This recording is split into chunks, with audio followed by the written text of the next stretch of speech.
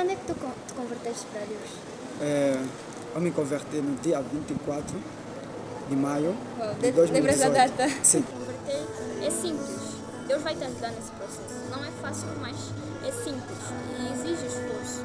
Desde que te lembrar que tu não vai. Pessoal, sejam bem-vindos a mais um vídeo. E no vídeo de hoje nós vamos fazer uma espécie de podcast. Eu sou a Kelsey Acosta e no tema de hoje vamos falar sobre a vida cristã e os desafios da vida cristã. Então, gostaria que o meu convidado se apresentasse, poderia dizer o nome. Muito boa tarde, primeiramente. Meu nome é Zeferino Farias. Estou aqui como convidado da Kelsey. Zeferino, ele tem uma trajetória dentro da vida cristã. Inclusive, ele foi muito importante no meu processo de conversão. E hoje eu convidei ele para nos debruçarmos sobre esse tema. E eu gostaria muito que, Zeferino, nesse momento tu olhasses para mim, para a câmera, para onde te sentires mais confortável. E tu falasses para uma pessoa que não conhece Deus, que não conhece Jesus, o quanto ele o ama e o quanto ele tem um propósito para a vida dessa pessoa. A pessoa que não conhece Jesus, ou para aquelas pessoas também que conhecem Jesus e saíram da presença de Deus, vamos abrir por exemplo, o livro de João, capítulo 1, versículo 12, que diz: todos quanto receberam Jesus, foi dado o poder de ser feito filho de Deus. As pessoas que se encontram distante de Deus, normalmente são as pessoas que mais duvidam através das coisas que eles passam. Deus é um Deus presente em todos os momentos. As pessoas que, quando eles estão num momento de aflição, eles vão criar uma barreira. E esta barreira faz com que eles deixem de acreditar que existe um Supremo. E quando eles deixam de acreditar nisso, eles vivem como se existisse nenhum Deus. É como se fosse... Você tem vazios, né? Sim, um vazio. Todos nós, todo homem, ele tem que colocar na mente que Deus existe. E a melhor forma de você colocar colocar na tua mente que Deus existe, você que está distante de Deus, você que não acredita, é você colocar que tem um Supremo, que te governa. É como um pai. Todo pai quer ver bem o seu filho, mas também tem uma coisa. Porém, o pai não dá tudo no seu filho. Okay. Tu há pouco tinhas dito um livro. Podes só enfatizar mais o livro que tu disseste? Do João? Sim. Sim. O livro de João, quando Jesus fala, todos quanto receberam, foi dado o poder de ser filho de Deus. O que vai à igreja, é filho. E nem todo mundo, às vezes, que ora, medita, também é filho. O filho é aquele que aceita o Filho de Deus. Você, quando aceita Jesus como teu único Salvador, você se torna filho de Deus. Quando é que tu te converteste para Deus? Eu me converti no dia 24 de maio de 2018. Lembras a data? Sim. Não, é uma data que não dá para esquecer, porque foi a algo data do incrível. teu batismo ou não? Foi o dia que eu entrei numa igreja e lá eu me converti. Como? Era numa terça-feira de 2018, tá vendo? Dia 24 de maio. Foi um processo que aconteceu que eu estava vindo numa competição e eu cheguei, não fiz prova. E os professores falaram assim: você vai fazer prova sozinho. E eu estava fazendo as provas. Lá apareceu uma colega minha que gostava de me ver a desenhar. Ela disse: se ela não levar convidado na igreja, eu lhe castei assim até. Porque tu foste convidado? Sim, ela me convida. Só que naquele convite, eu quando cheguei naquela sala, eu encontrei um tema. O tema era o chamado. Chamado? Sim, era o tema da atividade. Ok. Então eu entrei e eu disse: chamado? Se tiver chamado, Eu não sabia nada, eu não sabia o que meditar, não sabia o que orar, não sabia quem era Deus, não sabia quem era Jesus. Eu sabia que eu ia à igreja, mas eu disse que eu não sabia. Como todos nós tivemos uma educação cristã, sim, mas nunca nos convertemos, nunca entendemos realmente o que é que significa a fé. Assim mesmo. E quando o pastor pregava, ele falava muito de chamado, que João foi chamado, Pedro foi chamado. E quando ele falava, ele falou uma palavra que mexeu com o meu coração, que eu disse assim: meu Deus, eu quero te conhecer. Foi quando ele disse assim que o amor que Jesus tem por nós nos tira da zona do conforto e nos leva no propósito. E ele disse assim: e você vai sofrer. Porque tem um propósito, sofre para conquistar aquilo. E eu no meu coração disse assim: eu quero viver isso. E aquilo foi um processo que eu disse assim: se ele me chamar, eu vou. E ele me chamou. E quando ele me chamou, disse: você está da vontade de Deus, vem. E eu fui para lá, em frente, ele disse que achava Jesus, eu disse que eu aceitar. Eu aceitei. Desde aquela data, minha vida até hoje nunca foi mais a mesma. E eu estava a viver um cristianismo muito bom, porque a pessoa que estava a me ensinar, ela me proibiu de ler certos livros da Bíblia. Ela me disse assim: eu quero que você conheces a Deus de um jeito que muita gente não conhece. Ela me obrigou a ler os livros de João e o livro de Primeiras Reis. Eu li muito, lá fala de muita intimidade, de muito amor de Jesus. Foi aí onde eu comecei a ter devocional. Devocional, as pessoas não me ensinaram. Fui eu que criei, por intermédio dos livros que eu lia. Quando eu descobri o livro de Primeiras de João, ela fala que Deus é amor. E eu queria conhecer aquele amor. Tá vendo? Onde diz Então, também. aqui tem pessoas que se entregam para Deus para ter bens, coisas. Tu te entregaste para Deus para conhecê-lo, né? Exatamente. E para descobrir que amor é esse. Tá vendo? Que amor é Eu esse? queria conhecer Deus, aquele que ama o mundo. O amor do Pai não está nele. Então eu queria saber, se eu deixar de amar o mundo, só o amor do Pai vai estar em mim. Eu lutei por isso e aquilo foi uma coisa incrível. E para você que se converteu agora, né?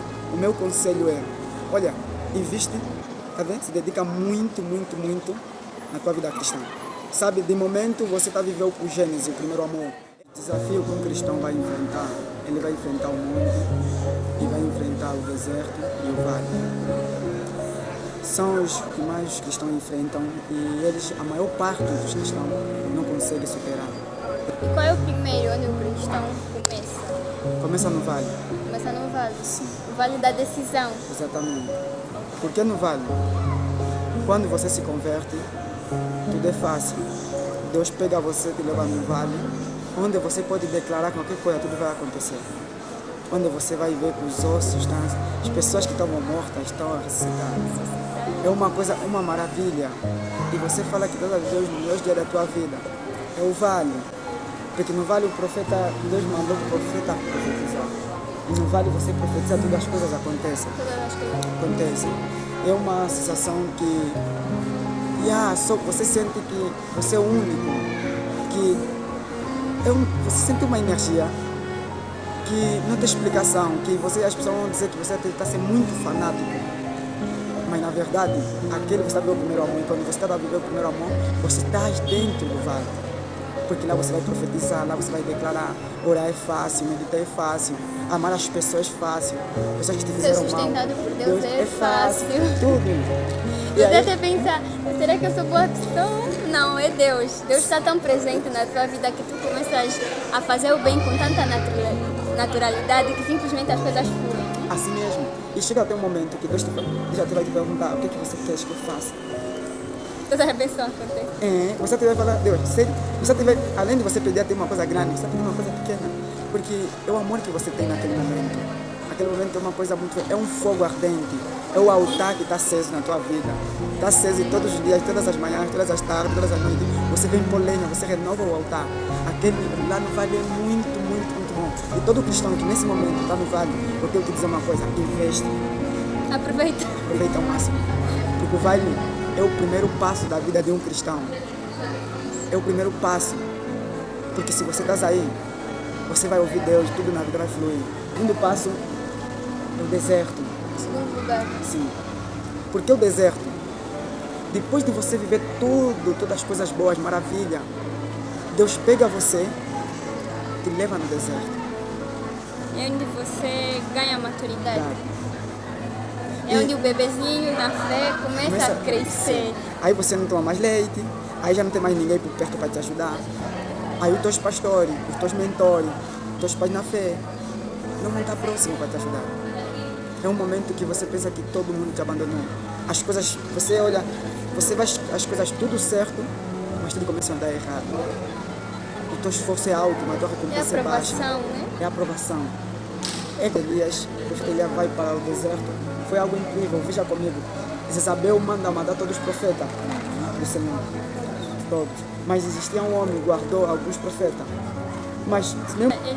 Ele se esconde junto ao lago. E os corvos é que alimentam o profeta. Exatamente. Porque no deserto, para nós, vamos ter essa palavra deserto, vamos trazer no nosso contexto atual. É um momento que você às vezes na escola pode se reprovar. Às vezes na escola você se sente mal. Às vezes você planejou algo e você vê que não está acontecendo.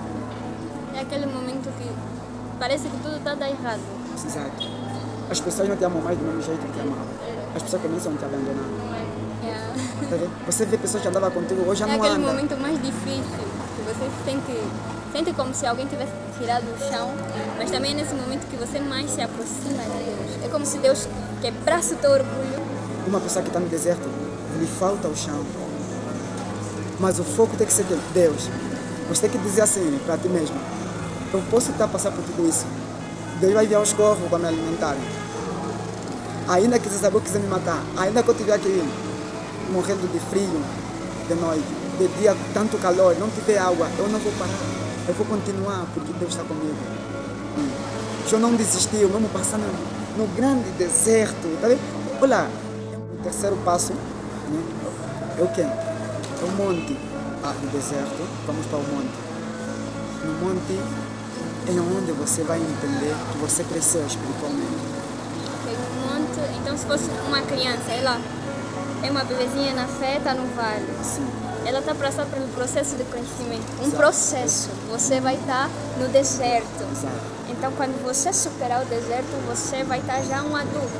Ou seja, a tua fé vai estar adulta. A tua oração vai crescer. Exatamente. E aí você vai estar no monte. Vai estar no monte. No monte. Porque no monte, quando você vai para o monte, é onde você não vai se deixar confundir por coisa nenhuma. No monte, Nem por distrações. Veja comigo, se você saiu do vale, do deserto, saíste do vale, foste para o deserto, saíste do deserto, foste para o monte. No monte tem algo incrível, uma brisa suave.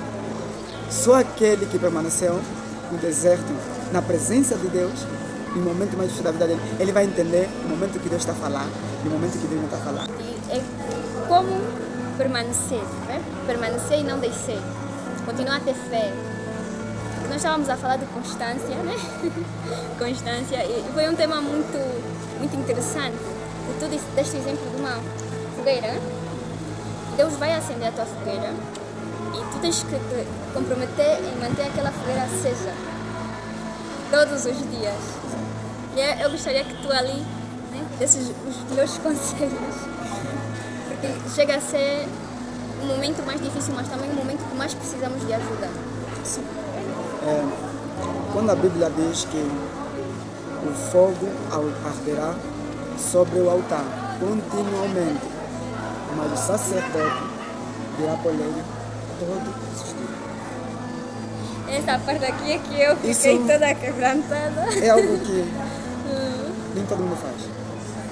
É difícil. Sim. O fogo é do Senhor, o fogo é de Deus. A Bíblia não nos fala que o nosso Deus é o fogo consumidor. Sim.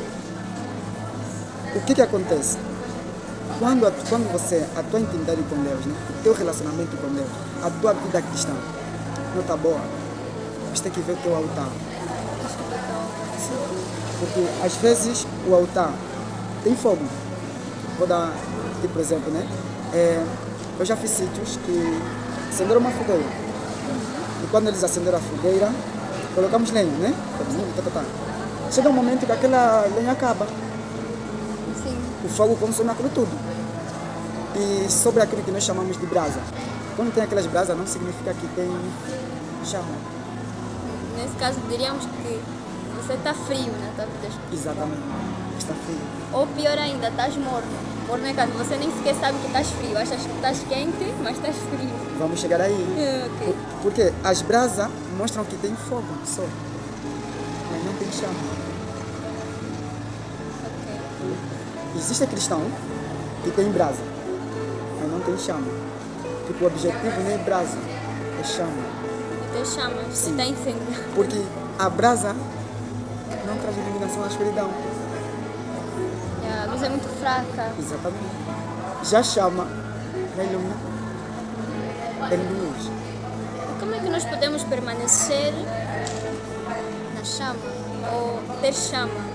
A melhor forma de permanecer na chama é todos os dias nós vir trazer lenha. Como? Todos os dias você tem que ter uma vida de oração.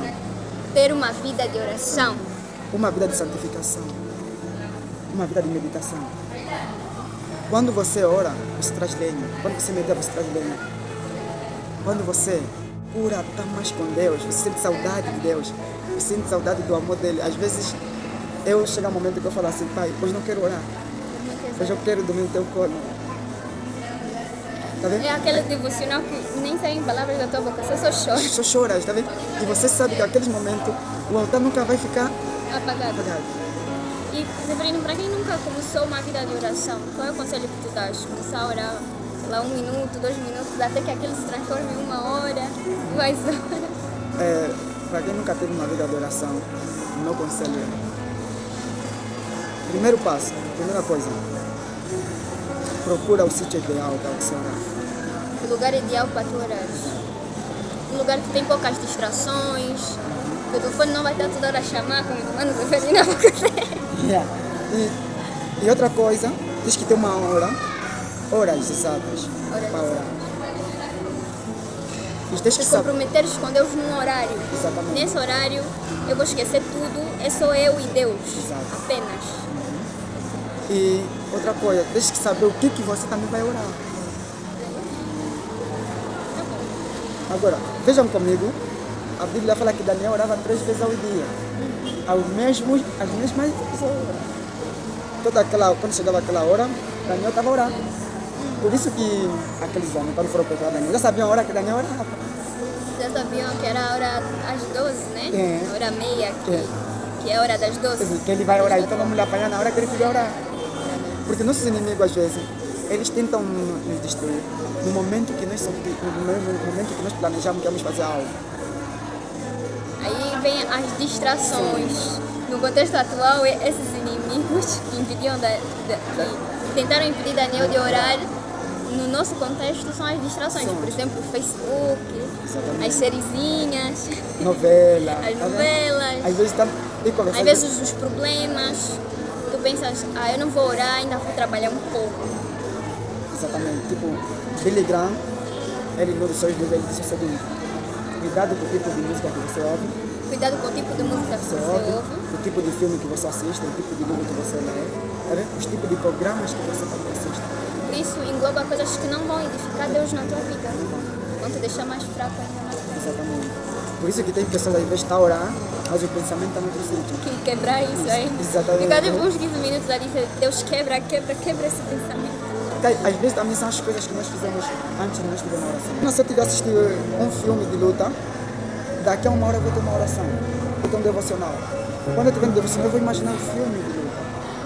Não deixar que as distrações roubem o teu tempo com Deus, enquanto de que ter hábitos que vão edificar a presença de Deus na nossa vida e excluir hábitos que não edificam a presença de Deus. A dúvida. Por exemplo, se eu sou uma pessoa que ainda não tem uma vida constante de oração, tu disseste que nós devemos saber o que orar. Por exemplo, qual seria uma ordem que tu darias para essa pessoa? Primeiro se santificar, agradecer. Qual é a ordem assim que mais ajuda a entrar na presença de Deus? Porque tem pessoas que só oram Pai Nosso. Eu tive essa experiência. Conversar com alguém que disse, não, Deus já sabe tudo que está no meu coração, eu só quero orar o Pai Nosso. Você deve começar com santificação. Pedir perdão. Eu, todas as vezes, antes de eu entrar no meu devocional, ou antes de eu entrar numa oração em si, eu primeiro tenho que pedir perdão. Se nós acharmos que não estamos em pecado, estamos a mentir a nós mesmos. E não podemos chegar a Deus porque Ele é a verdade. Sim. E veja o que acontece com Davi. Davi pecou com Betseba. Pecou. Sim. E Davi foi repreendido pelo profeta Natan. Salmo 51. O que Davi disse? Cria em mim, ó Deus, um coração puro, reto, sincero. E no mesmo versículo adiante, Davi fala: não me tira da tua presença, nem do teu Santo Espírito. Antes dele entrar numa intercessão, Davi foi se santificar. Primeiro pedir perdão. Tem pessoas que já se converteram, já aceitaram Jesus, mas nesse processo pecam de novo. Isso já aconteceu comigo no meu processo de conversão. Só foi a mesma que Davi. Pai, me perdoa. Sim, olha, porque a santificação é Me ajuda. Eu era assim, Pai, me ajuda porque me resgata assim, todos os dias do meu viver. Me transforma, porque eu quero andar contigo. Aqui nós não estamos a dizer que se converter é algo fácil. Nós estamos a dizer que se converter é simples. Deus vai te ajudar nesse processo. Não é fácil, mas é simples e exige esforço. Tens que te lembrar que tu não vais estar sozinho nesse trajeto.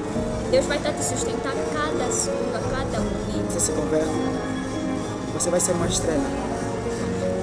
Uma estrela que está no céu, que vai brilhar. Todo mundo vai ver. Só que você não vai brilhar sozinha, porque existe a lua. E essa lua que brilha também, brilha mais que todas as estrelas. é a presença de Deus dentro da tua vida. Com Josué, o povo pecou. Quando o povo pecou, o povo estava para ir na guerra. Porque nós vivemos uma vida de luta. É uma luta. O cristianismo é uma luta. Filipenses 11, 4 a 6 nos explica que a vida cristã é uma luta. Exato. Só que como é que nós vamos numa luta? Desarmados. Hã? Imagina, Para levar porrada. Josué foi na luta sem a presença de Deus. Perderam? Ele foi reclamar. Deus falou, um de vocês pecou. Deus não falou, pega o homem que pecou. Deus diz assim, pega o povo, lhe santifica. O povo inteiro. O povo inteiro lhe santifica, lhe purifica. O que é santificação? Nós às vezes esquecemos que o nosso Deus é um Deus santíssimo. Santíssimo. Para nós estarmos na presença dele, nós precisamos de ser lavados. O segundo momento, você está no outro momento, que é invocar agora a presença de Deus. Curioso, primeiro você pede perdão e só depois você invoca a presença. de Deus. Invocar a presença. Como é que Deus vai descer na vida de alguém? Deus vai descer numa casa onde só tem pecado. Se ele próprio não habita, não habita. Eu mesma, a primeira oração que eu fazia é de agradecimento. É? Então aqui já estou a aprender. Quando você invoca a presença de Deus, Deus desce. Deus desce. Tá bom? Deus desce. Por que ele vai descer? Porque ele vai encontrar uma casa vazia, limpa. Tá vendo? Primeiro arruma a casa para depois chamar o Existia um homem, um soldado. Que esse soldado, sabe o que aconteceu com ele? Ele amava tanto uma mulher chamada Elizabeth. E eles casam. Quando eles casam, ficaram um mês, compraram a casa deles, depois ele vai para a guerra. Só que chegando lá, ele vai preso. Ele falava tanto. Depois de 6 anos, veio uma carta, o nome dele saiu. Quando o nome dele saiu, ele foi. Na mente dele só estava, eu vou chegar, vou dar um abraço na minha esposa, a Elizabeth. Quando ele chega na casa do bairro, chega naquele bairrozinho, ele olha, a casa dele está aí, a porta trancada. Passaram quantos anos? 7 anos no total. 7. 7. Ele bate a porta, Elizabeth, minha esposa sou eu, Elizabeth, minha esposa sou eu. A Elizabeth abre a porta, quando olha assim, ela fecha a porta de novo. E com essa história, eu quero dizer, sabe por que Elizabeth fechou a porta? Esqueceu. E isso, eu pego essa história, eu coloco na nossa vida cristã. Tá vendo? Às vezes, quando Jesus tenta entrar dentro de nós, na nossa vida, tá entendendo? Nós fechamos a porta porque lá dentro do nosso coração tem outra coisa. Então, para ele entrar, nós temos que tirar tudo que está lá.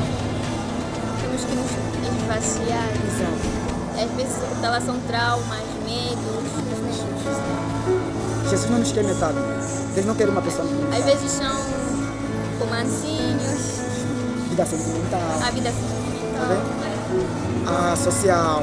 Deus é um Deus muito ciumento. Muito mesmo. Se o teu tempo fosse um bolo, Deus não ia querer o bolo inteiro, Ele ia querer a primeira fatia desse bolo, que é a honra. Deus não vai querer todos os minutos do teu dia, Ele só vai querer os primeiros minutos. É por isso que é importante que quando nós acordamos, nós entregamos aquele dia nas mãos de Deus e consagramos ele para Deus. Porque aquilo é a honra. O primeiro minuto do teu dia, Pai, obrigada por este dia. Eu entrego este dia nas tuas mãos, que aconteça a tua vontade. Isso é a honra que Deus quer. Deus quer. Por isso, quando nós oramos, invocamos a presença de Deus, a casa está limpa, ele entra. E basta ele entrar, ele já vem com todas as bênçãos. Com todas as bênçãos. Exato. E aí nós entramos no outro ponto, que é a oração, que nós podemos pedir agora para nós queremos. E agradecer tá onde? Vamos chegar aí. Ou primeiro você pede e depois agradece. Sim, nós vamos pedir tudo, aquilo que nós queremos. Você vai pedir Deus. Dê sabedoria. Da sabedoria. Deus, às vezes, há pessoas que, além de pedirem, eles vão entrar no momento de intercessão. Que é a oração das madrugadas, tá vendo? Eles começam já a interceder muito mesmo. Você, Pai, protege essa pessoa. Protege a minha família. Livra essa pessoa. Exato. Coloca na brecha. E depois de fazer essas orações aí, vem algo incrível, né? Agradecer. Entendeu? Você começa a agradecer agora já. Porque pelo momento que você acordou, pelo momento que você começou a orar, pelo momento de santificação. Obrigado pelo momento de santificação. Obrigado pelo momento que foi criado. Obrigado por o Senhor entrar nessa casa. Tá vendo? Obrigado por o Senhor ter ouvido as minhas orações. Obrigado por o Senhor ter protegido a minha família. Obrigado por o Senhor fez isso. Por quê?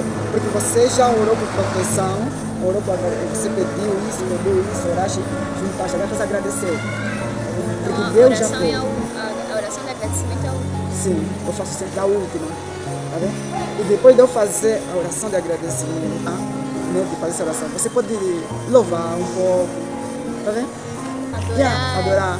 Ou se você pegar a Bíblia e meditar, aqui tu vai voltar na oração. Eu estou na oração. Exatamente. Você depois de passar nesses todos os processos de oração, e você pegar um livro de João, um livro de Marcos, de Mateus, ler, eu te garanto que depois de você ler, tipo uma parábola, olha um João 14, Vai um João voltar na 6, oração. você vai voltar, até não vai voltar no momento de intercessão. Eu acho que meditar, para uma pessoa que está a começar agora a ler a Bíblia, quais são os livros que tu recomendas meditar? Esse livro aqui eu recomendo muito que começasses a ler. O primeiro livro que eu falo é o livro de João. Sim.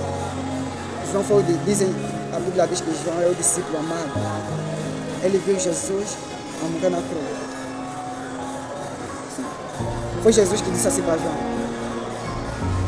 João, Maria, a partir dessa tua mãe. Maria, João, a partir dessa tua filho. A Bíblia fala que desde aquele dia João recebeu Maria em sua casa. Sim. E João começa a dizer: no princípio era o verbo. Tá vendo? Veja só. Aí você já se conecta com quem é. Exato. Quem é aquele que tu queres tanto conhecer, quem é aquele que vai preencher esse vazio que não se preenche com nada. E lá ele fala: não, todos quantos receberam foi dado para ser feito filho de Deus.